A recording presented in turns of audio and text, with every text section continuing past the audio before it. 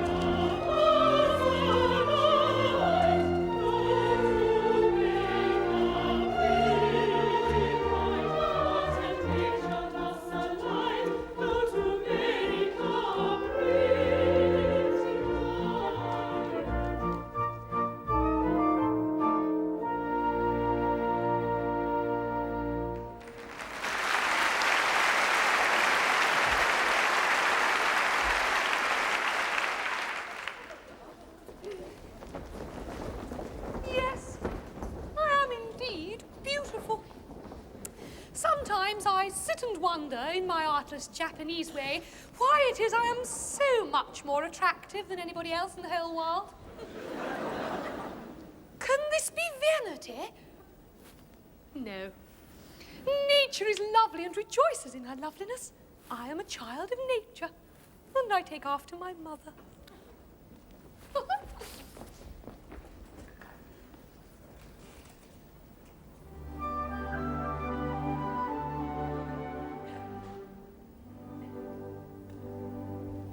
The sun whose rays are all ablaze with ever-living glory does not deny his majesty, he scorns to tell a story. He don't exclaim, I blush for shame, so kindly be indulgent, but fierce and bold in fiery gold he glories all effulgent.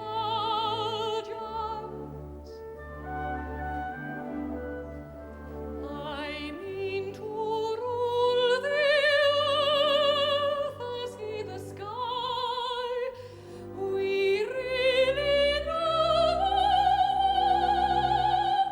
the sun and I mean to rule the earth as he the sky. We really know the sun and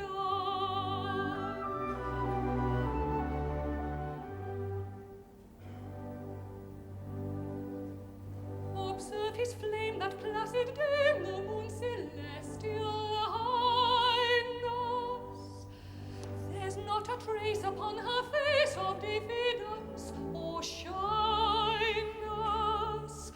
She bore us light that through the night mankind may all acclaim her. And truth to tell, she lights up well, so I for one don't blame her.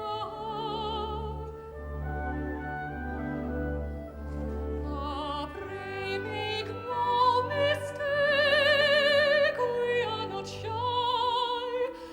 We're very wide awake, the moon and I. Pray make no mistake, we are not shy. We're very wide awake, the moon and I.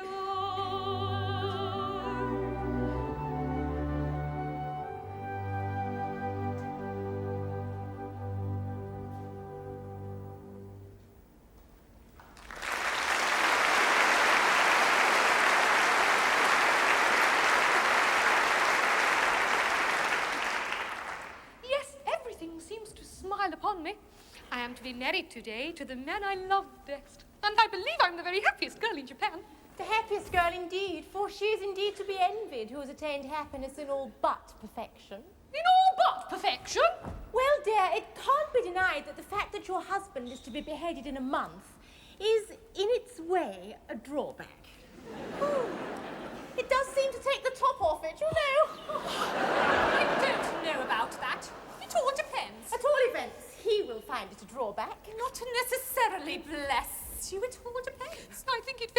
delicate of you to refer to such a subject on such a day.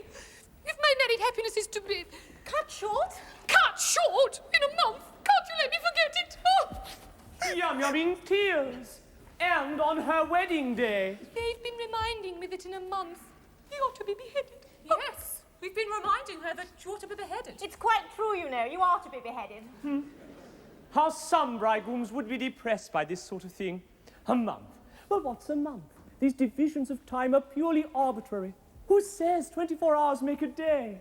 There's a popular impression to that effect. Then we will efface it.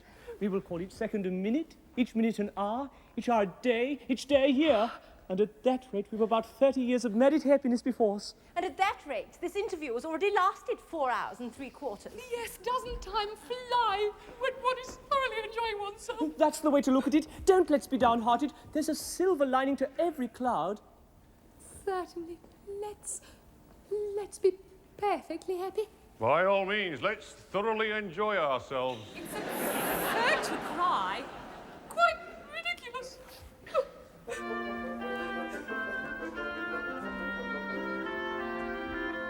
Brightly dawns our wedding day. Joyous are we, give thee greeting, with our heart now fleeting. Fickle moment, prithee stay. Fickle moment, prithee stay.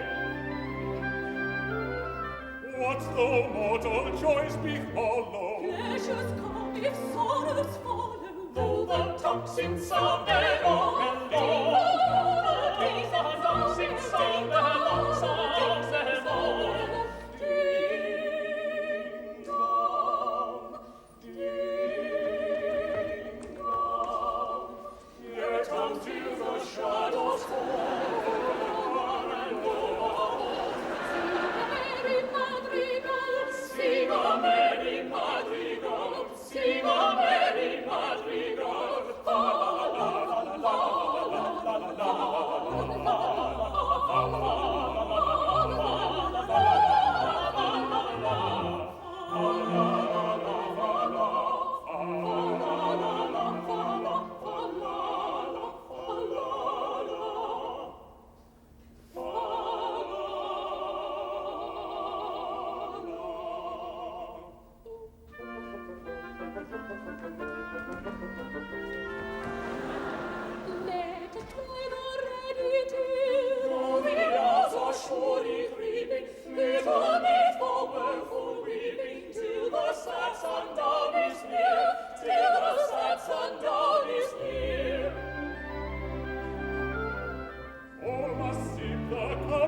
sorrow. I today and thou tomorrow.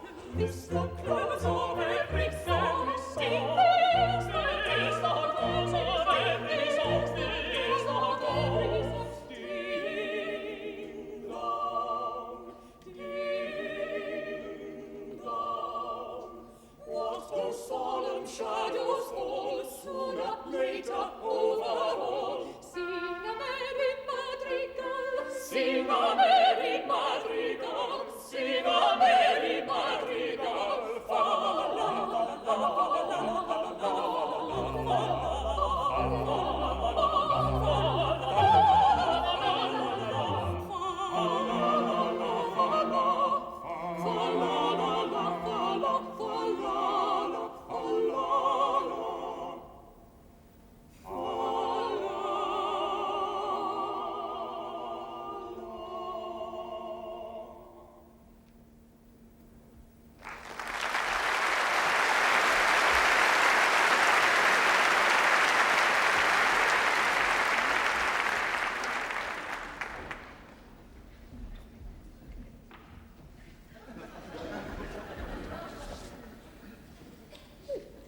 Go on, don't mind me.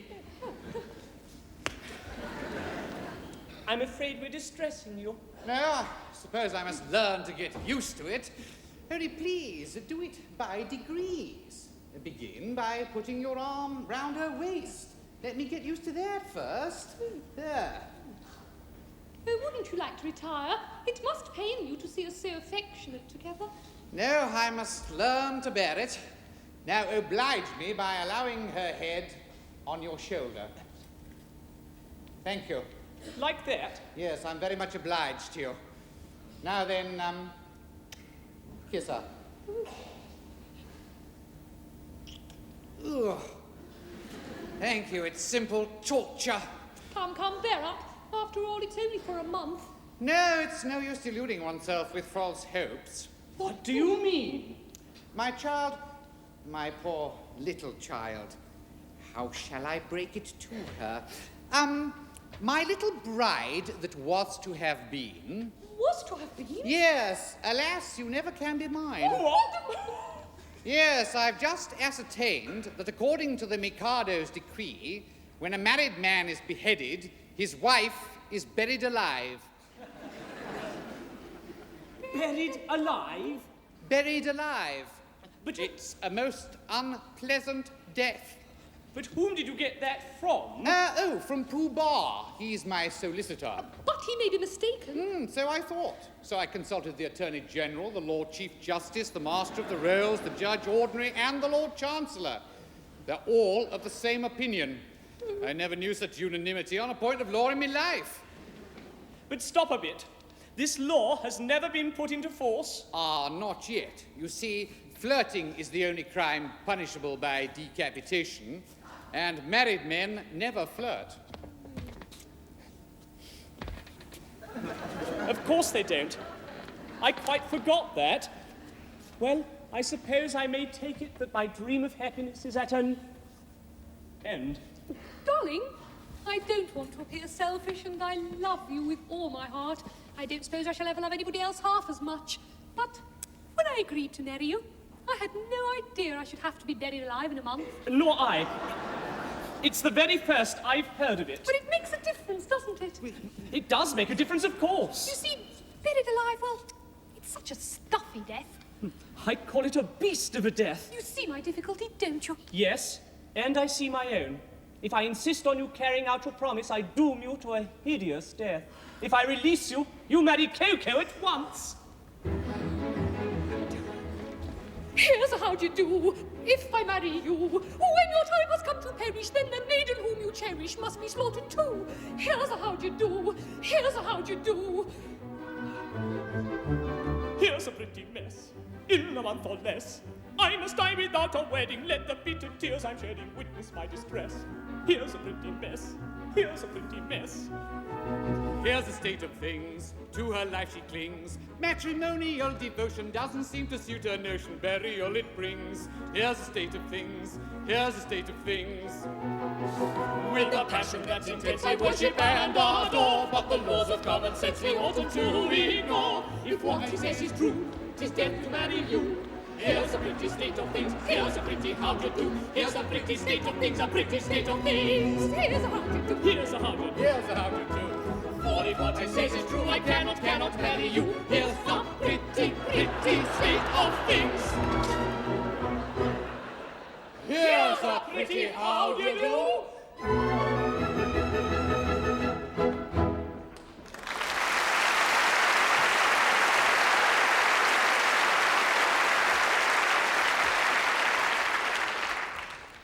My poor chap, I'm really very sorry for you.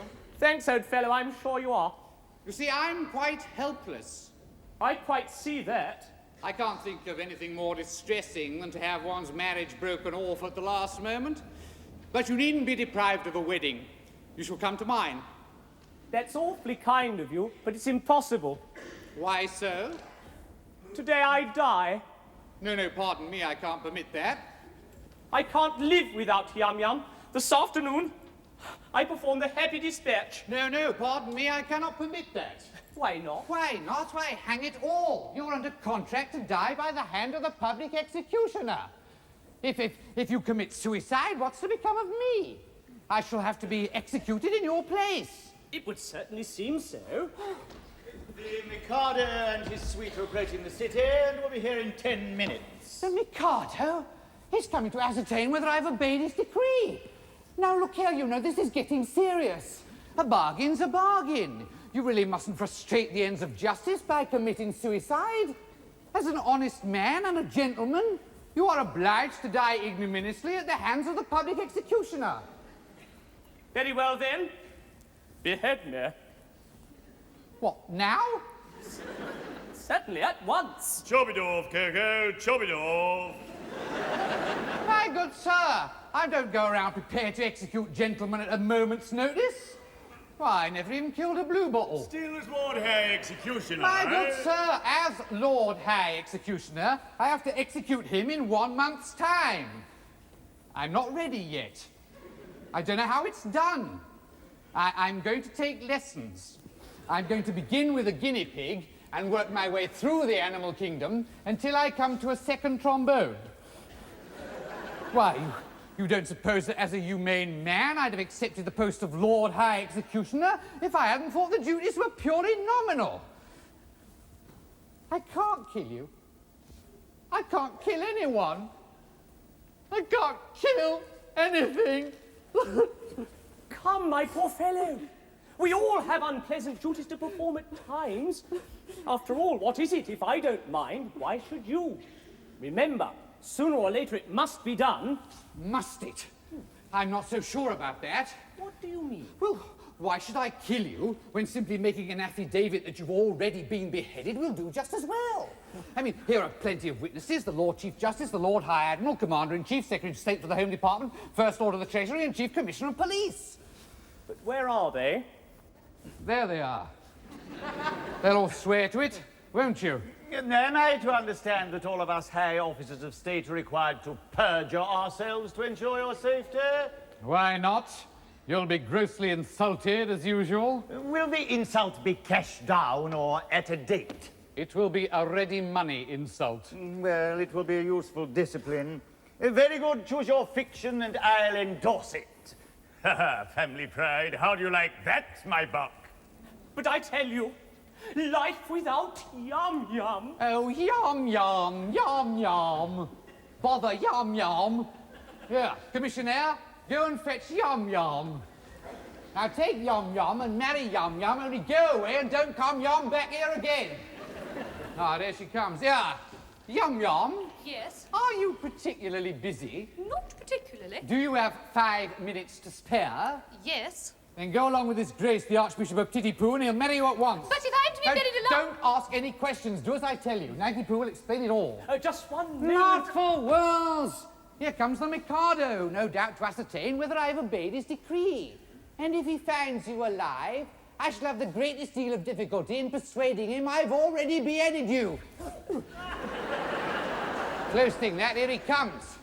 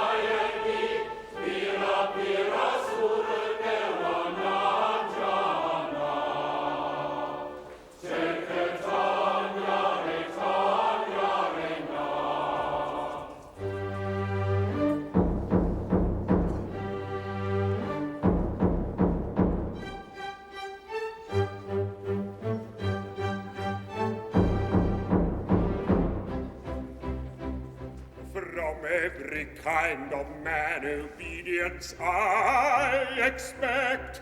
I'm the Emperor of Japan. And I'm his daughter-in-law elect. He'll marry his son, he's only got one, to his daughter-in-law elect. My morals have been declared particularly correct. But they're nothing at all compared with those of his daughter-in-law elect. Bow, bow to his daughter-in-law elect. Bow, bow to his daughter-in-law elect.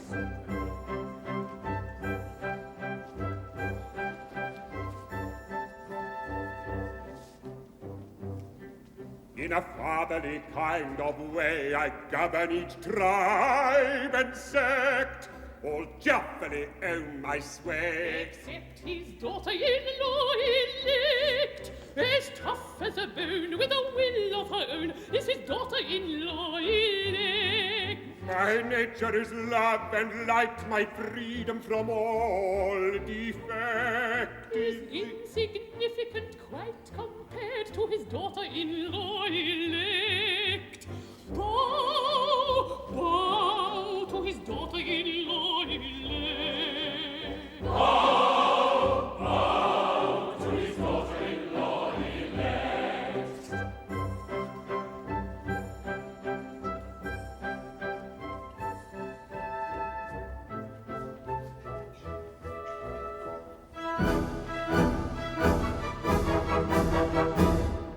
A more humane Mikado never did in Japan exist. To nobody's second, I'm certainly reckoned a true philanthropist.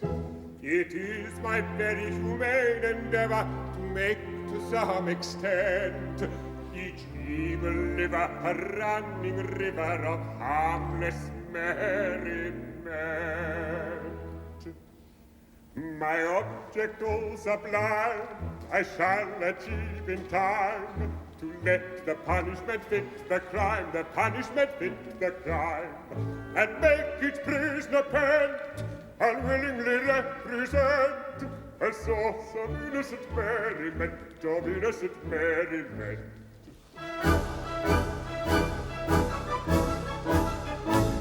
All prosy, dull society sinners who chatter and bleat and bore are sent to hear sermons from mystical Germans who preach from 10 till 4. The abbot Atana, whose vocal villain is all desire to shirk, shall during all hours exhibit his powers to Madame Tussauds' waxwork. The lady who dyes a chemical yellow or stains her grey hair puce, or pitches her figure, is painted with vigor and permanent blackberry juice. The hooligan who in railway carriages smashes up window panes will see how he suffers when lashed to the buffers between suburban trains.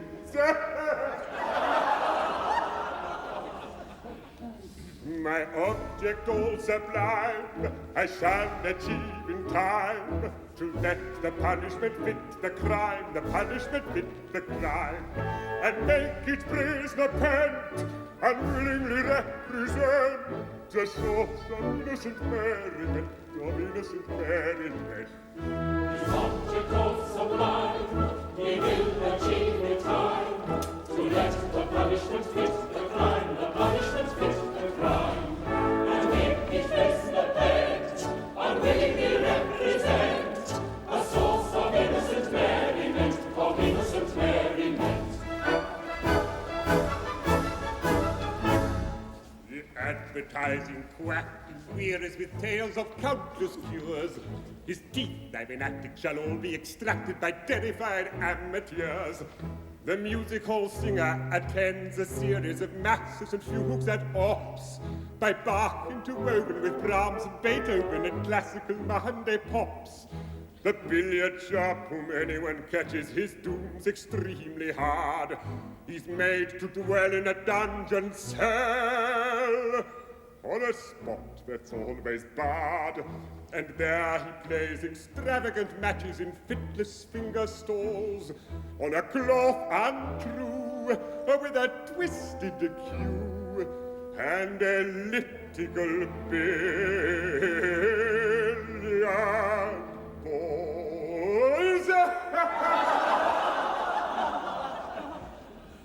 My object all sublime I shall achieve in time, to let the punishment fit the crime, the punishment fit the crime, and make each prisoner pent, and willingly represent a source of innocent merriment, of innocent merriment. His object all sublime he will achieve in time, to let the punishment fit the crime, the punishment fit the crime, and make his prisoner pent, unwillingly represent a source of innocent merriment, of innocent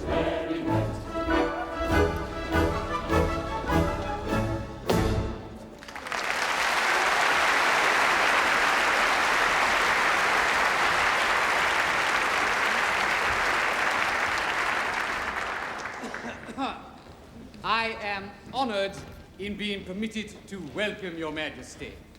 I guess the reason for your majesty's visit, your wishes have been carried out. The execution has taken place. Oh, you've had an execution, have you? Yes, the coroner has just handed me his certificate. I am the coroner. And this is the certificate of his death.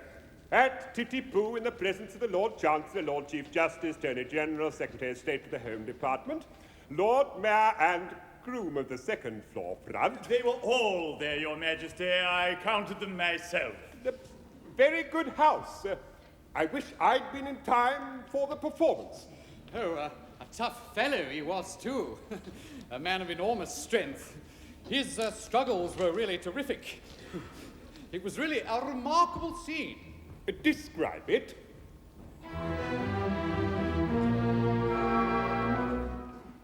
Oh.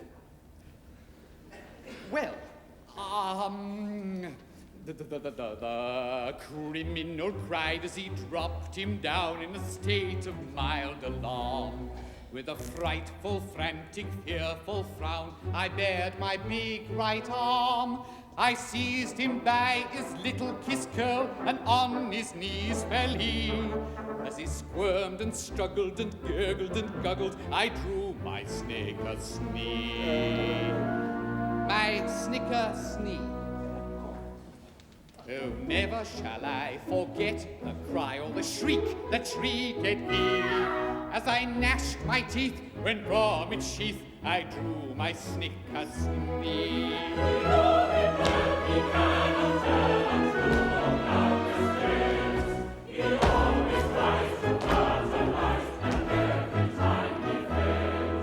He shivered and shook as he gave the sign for the stroke he didn't deserve. When all of a sudden his eye met mine, and it seemed to brace his nerve. For he nodded his head and kissed his hand, and he whistled an edity, as the sabre true cut cleanly through his cervical vertebrae. His vertebrae. When a man's afraid, a beautiful maid is a cheering sight to see. And it's oh, I'm glad that moment sad was soothed my sight of me.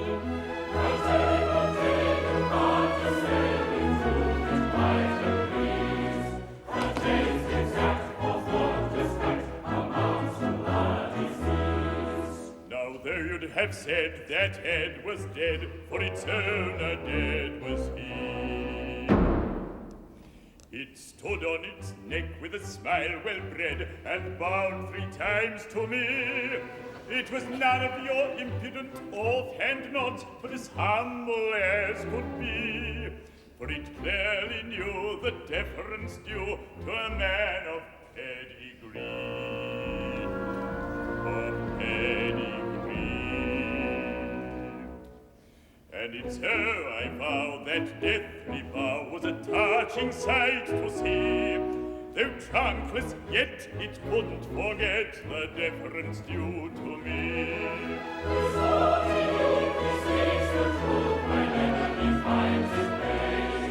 And in this case we call to place exactly as he says, exactly, exactly, exactly, exactly as he says.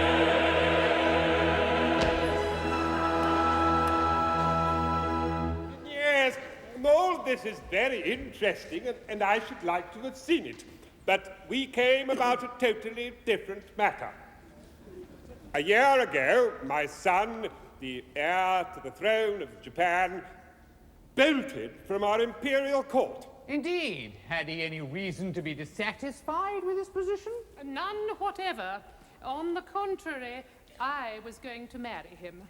Yet he fled. I'm surprised that he should have fled from one so lovely. That's not true. No. You hold that I am not beautiful because my face is plain, but you know nothing, you are still unenlightened. Learn then that it is not in the face alone that beauty is to be sought. My face is unattractive. It is. But I have a left shoulder blade that is a miracle of loveliness. People come miles to see it. My right elbow has a fascination that few can resist. Allow me. It is on view Tuesdays and Fridays on presentation of visiting card. As for my circulation, it is the largest in the world. And yet he fled. And is now masquerading in this town, disguised as a second trombone. As A second trombone? Yes. Would it be troubling you too much if I asked you to produce him? He goes by the name of Nanki Poo. Nanki Poo? Oh, it's quite easy, really. Or to put it another way, it's rather difficult. In point of fact, he's gone abroad. Gone abroad? His address? Knightsbridge. What's the matter? See here, his name, Nanki Poo, beheaded this morning. Oh, where shall I find another? Where shall I find another? Oh, dear, dear, dear. This is very tiresome. My poor fellow, in your anxiety to carry out my wishes, you have beheaded the heir to the throne of Japan.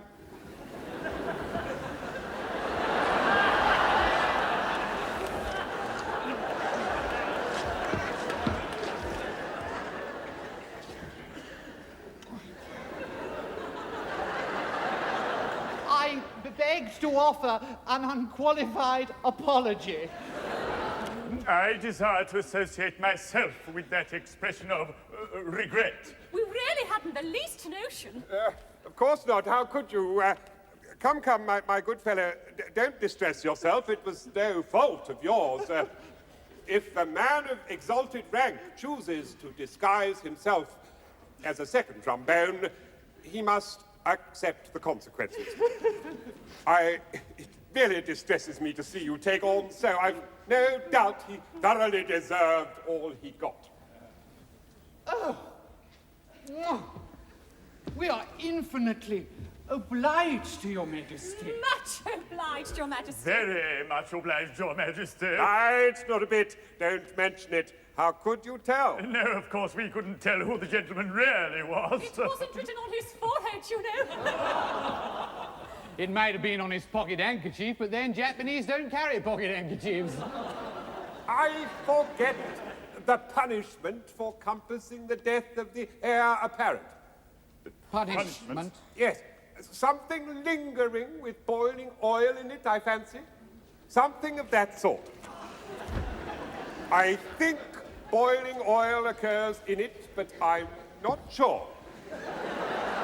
I know it's something humorous, but lingering with either boiling oil or... Melted lead. Melted lead. Oh, come, don't fret. I'm not a bit angry. If your Majesty will accept our assurance, we had no idea that... Of course. I knew nothing about it. I wasn't there. That's the pathetic part of it. Unfortunately, the fool of an act says compassing the death of the heir apparent. There's not a word about a mistake. No. Or not knowing. No. Or having no notion. No. Or not being there. No. There should be, of course. Yes. But there isn't. That's the slovenly way in which these acts are always drawn. Yes. Never mind. Cheer up. It'll be all right. I'll have it altered. Next session. Now, let's see about your execution. Will after luncheon suit you? Can you wait until then?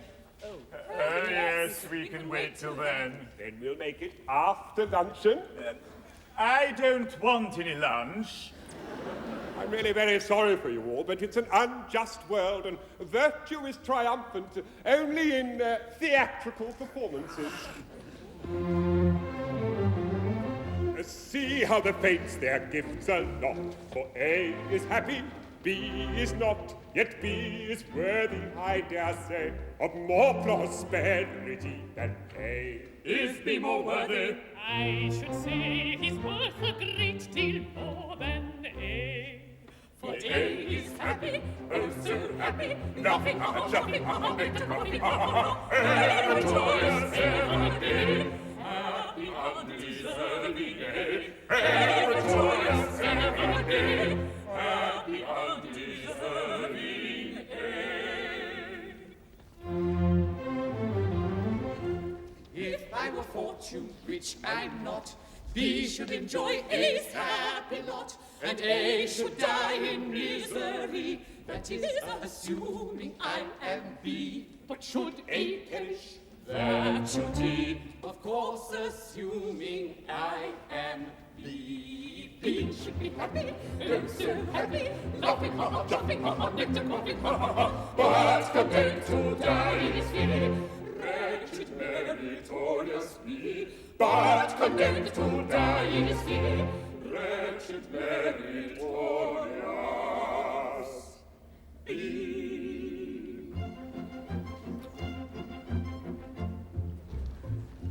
Well, until after luncheon then. Bon appetit. Bon appetit.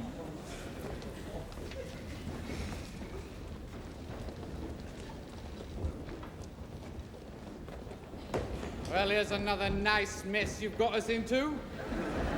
What with your nodding head and the deference due to a man of pedigree. Merely corroborative detail intended to give artistic verisimilitude to an otherwise bald and unconvincing narrative. Corroborative detail? Corroborative fiddlesticks? Well, you're just as bad as he is, what with your catching his eye and his whistling an air. But it's so like you, isn't it? You must put in your oar. And how about your big right arm? Yes, and your snicker sneak. Well, never mind about all that now. There's only one thing to be done. Nanky Poo hasn't left yet. He must come to life again at once. Here he comes. Yeah, Nanky Poo, I've got news for you. You've been reprieved. Oh, but it's too late. I'm a dead man and I'm off for my honeymoon. Nonsense. A terrible thing has just happened. It appears you're the son of the Mikado. Yes, but that happened some time ago. Why? Is this a time for airy persiflage? Your father is here and with Katisha. My father and with Katisha? Yes, he wants you particularly. So does she. Oh, but he's married now. My good girl, what's that got to do with it? Katisha claims me in marriage, but I can't marry her because I'm married already. Consequently, she will insist upon my execution. And if I'm executed, my wife will have to be buried alive. You see our difficulty? Yes, I don't know what's to be done. There's one chance for you. If you could persuade Katisha to marry you, she will have no further claim on me. And in that case, I can come back to life without any fear of being put to death. I marry Katisha? I really think it's the only course. But my good girl, have you seen her? She's something appalling. Oh, that's only her face. She has a left shoulder blade people come miles to see. I'm told her right elbow is much admired by connoisseurs. My good sir, I decline to pin my heart on any lady's right elbow. It comes to this. While Katisha is single, I prefer to be a disembodied spirit. When Katisha is married, existence will be as welcome as the flowers in spring.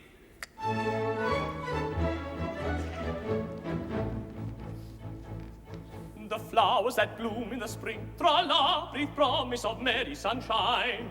While we merrily dance and we sing, tra-la, we welcome the hope that they bring, tra-la, of a summer of roses and wine, of a summer of roses and wine. And that's what we mean when we say that a thing is welcome as flowers that bloom in the spring. Tra-la-la-la-la, tra-la-la-la-la, the flowers that bloom in the spring. Tra-la-la-la-la, tra-la-la-la-la, tra-la-la-la-la.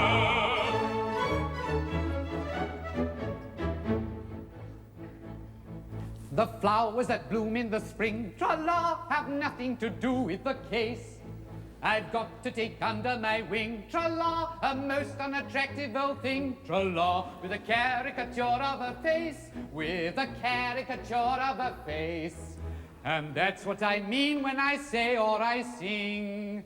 Oh, bugger the flowers that bloom in the spring, tra-la-la-la-la, tra-la-la-la-la, oh, bother the flowers of spring. Tra-la-la-la, tra-la-la-la, tra-la-la-la-la.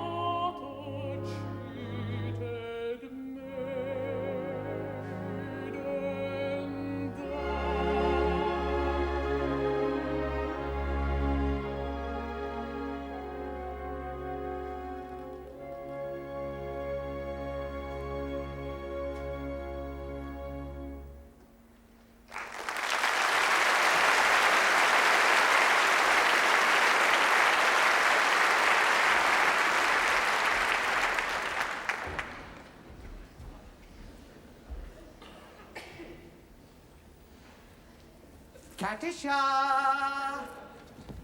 The miscreant who robbed me of my love. But vengeance pursues. They are heating the cauldron. Katisha, behold, a suppliant at your feet. Katisha, mercy. Mercy! Had you mercy on him? See here, you have slain my love. He did not love me, but he would have loved me in time. I am an acquired taste. Only the educated palate can appreciate me. I was educating his palate when he left me. Well, he is dead. And where shall I find another? It takes years to train a man to love me. Am I to go through the weary round again, and at the same time implore mercy for you who robbed me of my victim? My pupil, just as his education was on the point of completion. Oh, where shall I find another? Here. What? Katusha, for years I have loved you with a white-hot passion that is slowly but surely consuming my very vitals. Oh, shrink not from me. If there is aught of woman's mercy in your heart, turn not away from a poor, love-sick suppliant whose every fibre thrills at your tiniest touch. True it is that under a poor mask of disgust, I have endeavoured to conceal a passion whose inner fires are boiling the oil, boiling the soul within me. But the fires will not be extinguished. They defy all attempts at extinction. And bursting forth all the more eagerly for their long restraint, declare themselves in words that will not be weighed, that cannot be schooled, that should not be too severely criticized.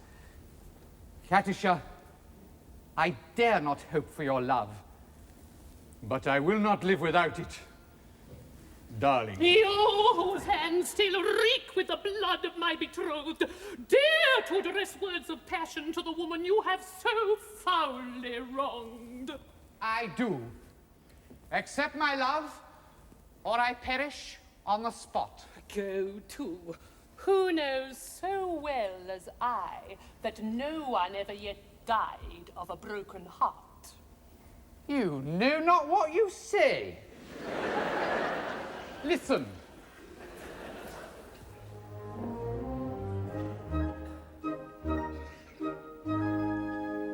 On a tree by a river, a little tomtit sang willow, tit, willow, tit, willow.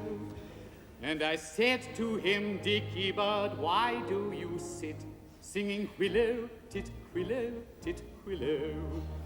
Is it weakness of intellect, body, I cried, or a rather tough worm in your little inside? Will you stop it? With a shake of his poor little head, he replied, oh, willow, tit, willow, tit, willow.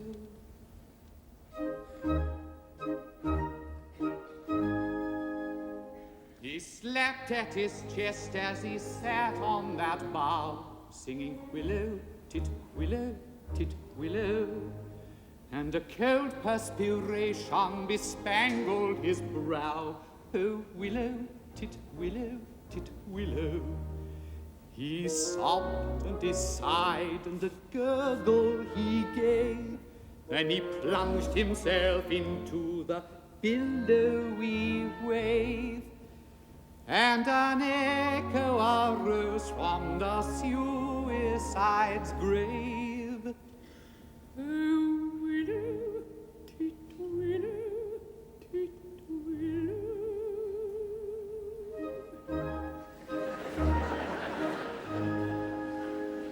Now I feel just as sure as I'm sure that my name isn't Willow, tit, willow, tit, willow. That 'twas blighted affection that made him exclaim, oh, willow, tit, willow, tit, willow. And if you remain callous and obdurate, I shall perish as he did, and you will know why. Though I probably shall not exclaim as I die, oh, willow, tit, willow, tit, willow.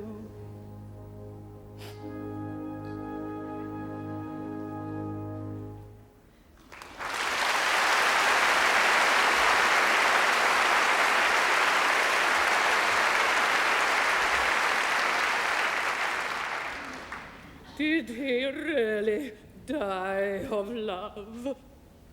He really did, yeah.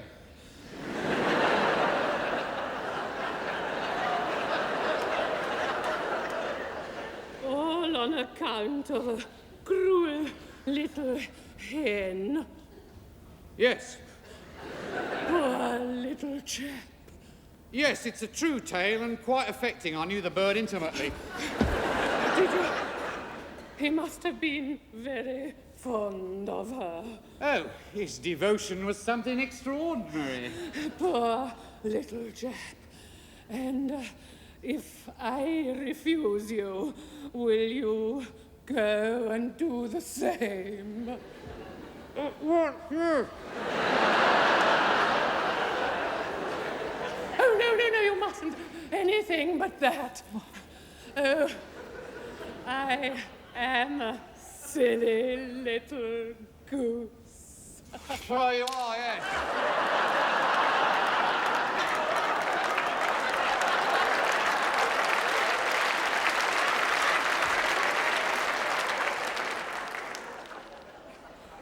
And you won't hate me if I'm just a little teeny, weeny, wee bit bloodthirsty, will you? Hate you? Oh, Katisha. Is there not beauty even in bloodthirstiness? My idea, exactly. There is beauty in the bellow of the blast. There is grandeur in the growling of the gale. There is eloquent appalling when the lion is a-roaring and the tiger is a-lashing of his tail. Yes, I like to see a tiger from the Congo or the Niger, and especially when lashing of his tail. Volcanoes have a splendor that is grim, and earthquakes only terrify the dolts. But to him who's scientific, there is nothing that's terrific in the falling of a flight of thunderbolts. Yes, in spite of all my meekness, if I have a little weakness, it's a passion for a flight of thunderbolts. If that is so, sing Daddy down, Daddy, it's evident very our tastes are one. Away we'll go, and merrily marry, nor tardily tally till day is done.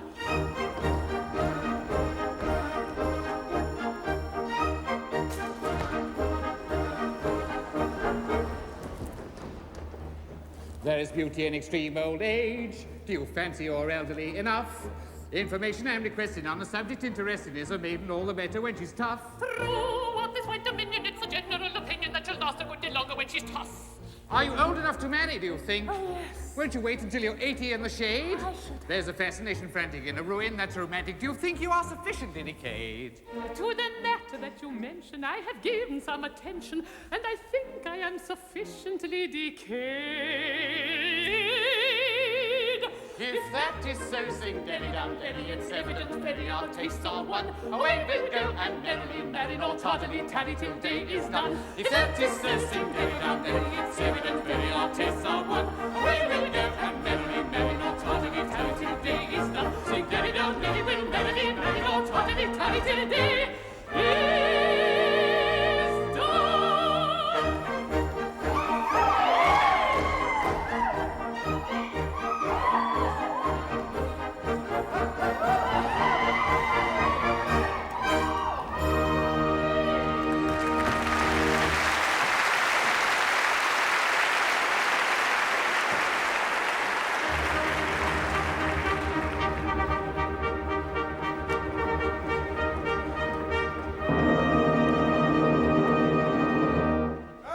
We've had a capital lunch, and we're all quite ready.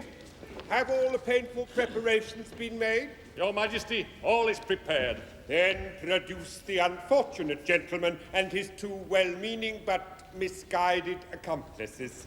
No sooner said than done, sir, for here they are.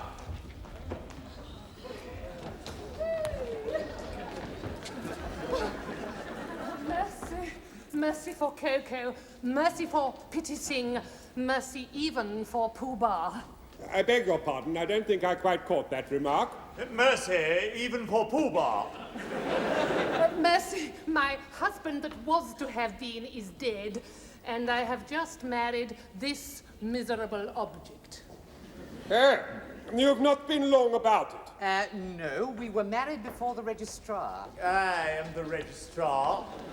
I see. But my difficulty is that as you have slain the heir apparent... The heir apparent is not slain. Bless my heart, my son. And your daughter-in-law elected. Traitor! You have deceived me! Yes, you are entitled to a little explanation, but I feel he would give it better whole than in pieces.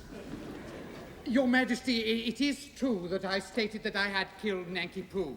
Yes, with most affecting particulars. Merely corroborative detail intended to give artistic... Will you grace- refrain from putting in your oar? Your Majesty, it's like this. When your Majesty says, let a thing be done, it is as good as done, because your Majesty's will is law. Your Majesty says, let a gentleman be killed, and a gentleman is told off to be killed. Consequently, cough, that gentleman is as good as dead. Practically, he is dead, and if he is dead, why not say so? I see. Nothing could possibly be more satisfactory. For he's gone and married Yum-Yum. Your anger pray bury, for all will be merry. I think you had better succumb. And join our expressions of glee. On this subject, I pray you be dumb. Your notions, though many, are not worth a penny. The word for your guidance is mum. You've a very good bargain in me. On this subject we pray we dumb. We think you had better succumb. You'll find there are many who went for a penny, who went for a penny. There are lots of good fish in the sea. There are lots of good fish in the sea. There's lots of good fish in the sea. There's lots of good fish in the sea. The sea. The threatened cloud has passed away. And shines the dawn again. Once more the night may come to us all. With years and years of afternoon. Then let the throng joy advance with laughing song. Then let the throng joy advance with laughing song.